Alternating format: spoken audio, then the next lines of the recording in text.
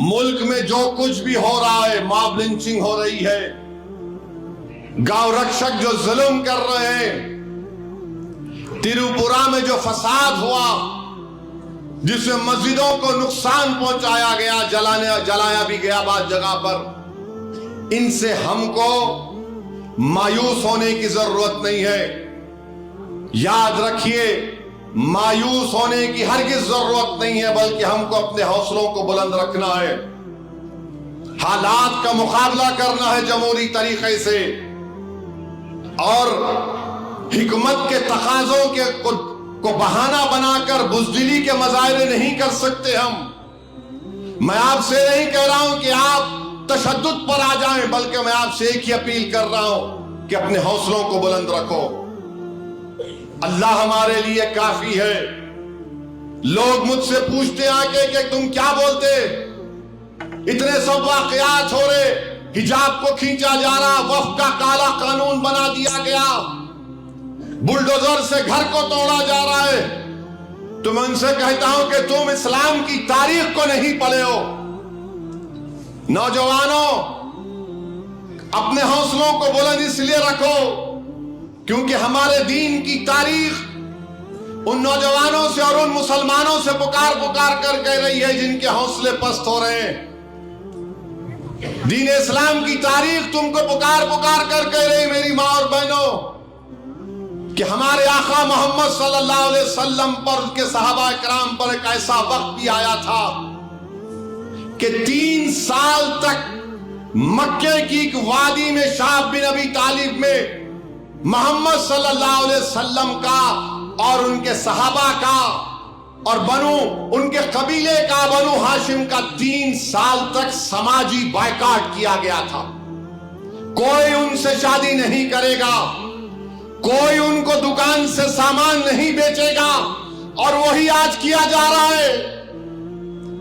مسلمان کی دکان سے جا کر مت خریدو، اس کا بائیکاٹ کرو۔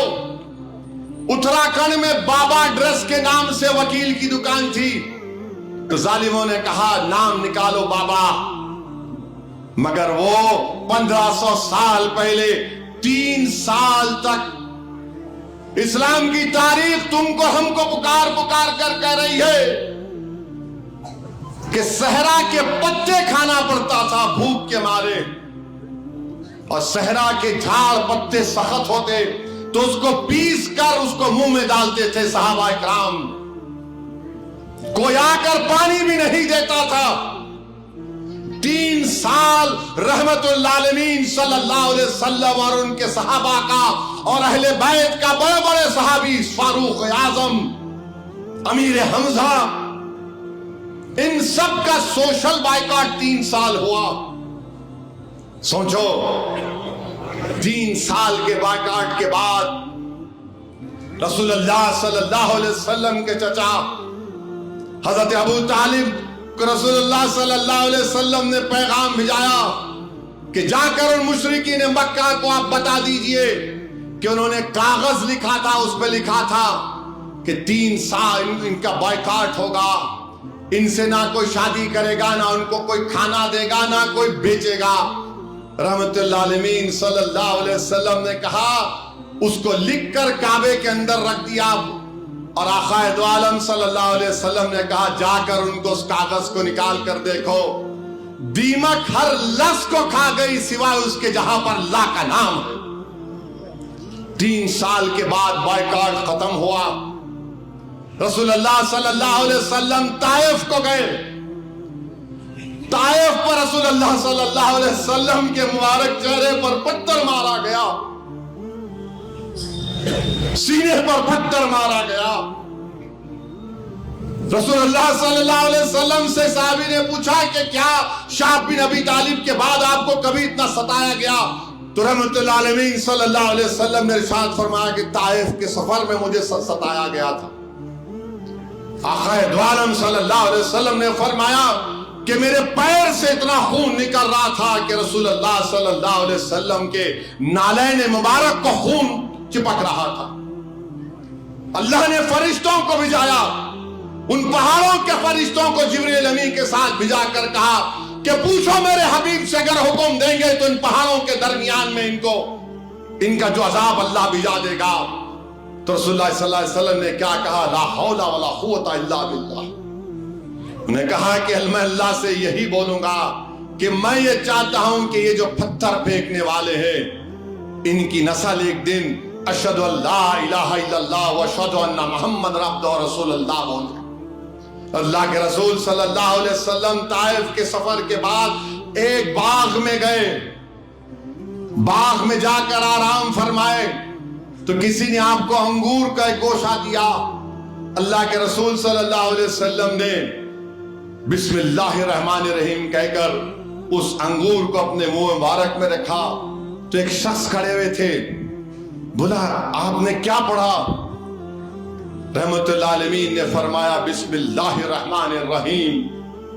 اس کے معنی بتائے تو اس شخص نے کہا کہ میں تو یہ ایسی چیز ہے میں تو مقام نینوا میں سنا تھا اس کو. آقا دو عالم صلی اللہ علیہ وسلم نے فرمایا کہ تم میرے بھائی یونس کو جانتے ہو؟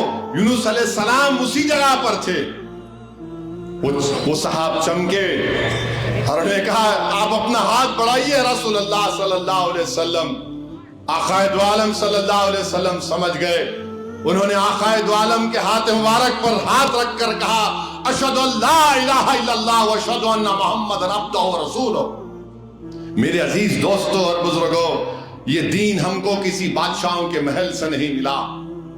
یہ دین ہم کو چمن پر چل کر نہیں ملا. یہ دین ہم کو خاک اور خون کے دریاؤں سے گزر کر ملا اور اس کی بنیادوں میں اہل بیت کا خون ہے. عباس علم بردار کو اپنا خون اپنا بازو بڑھانا پڑا. اس دین کی بنیادوں میں فاروق اعظم حضرت عثمان ذوالنورین شیر خدا کا خون ہے. اس دین کی بنیادوں میں امام حسین اور ان کی آل کا خون ہے. مصائب اور مشکلات کا سامنا ہم کو کرنا پڑا تو اپنے حوصلوں کو بلند رکھیے. یہ آج جو ظلم کرنے والے ہیں کل انشاءاللہ تعالی اللہ ان تمام کو شکست دے گا. میں زندہ رہوں یا آپ زندہ رہے نہیں معلوم، مگر دنیا دیکھے گی کہ جو لوگ آج جس طریقے کا ظالمانہ اور حیوانیت کے مظاہرے کر رہے ہیں انشاءاللہ تعالی ان کا ظلم ختم ہوگا. تو میرے عزیز دوستوں اور بزرگوں، اپنے حوصلوں کو بلند رکھیے. ڈرنے اور گھبرانے کی ضرورت نہیں ہے. آپ کے سامنے دو مثالیں میں رکھا ہوں. میں یہ علماء کرام کے پیروں کے پاس بیٹھ کر اس کو سنا ہوں.